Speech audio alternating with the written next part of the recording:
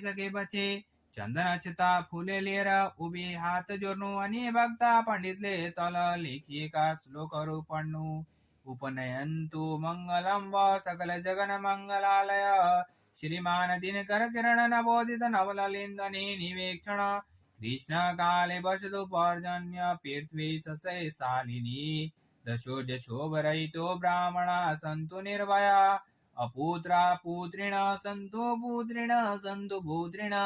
निर्धना सदना सन्तु जीवन्तु शारदां शतम् तत्रैव गङ्गा यमुना च तत्र गोदावरी सिन्धु सरस्वती च तीर्थानि सर्वाणि पश्यन्ति तत्र यत्र चतुर्थद्वार कथा प्रसंग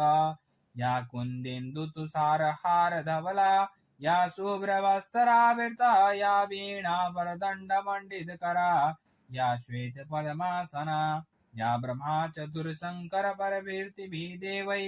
सदा वन्दिता सा मा पातु सरस्वती भगवती निशेषजाडापहा